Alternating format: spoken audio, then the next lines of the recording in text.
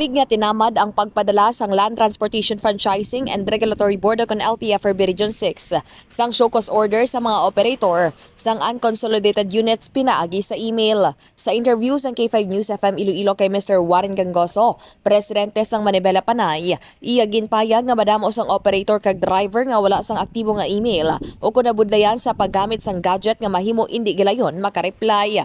Dapat suno kay Gangoso nga makabaton ang mainisang hard copy kag personal nga mabaton. Nahibaluan nga matapos ang grace period sa pagpabiyahe sang unconsolidated units, amat-amat na nga nag-issue sang Showcause order ang nasambit nga talatapan.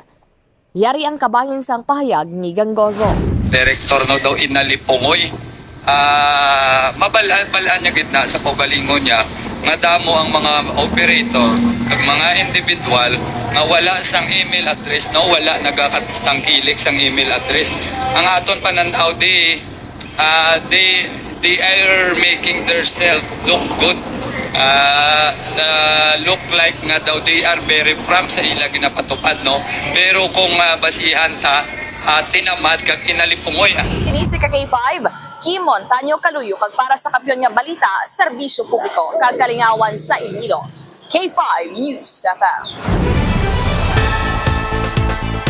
Ang ining nga balita ang ginadulong sa inyo sang DTX Coffee Mix. Himo sa natural nga sangka pareho sang amarkuso, chia seeds, sugared cane extract powder. DTX Coffee Mix. Nakakapi ka na, naka-detox ka pa. DTX Coffee Mix. Mabakal sa mga butika.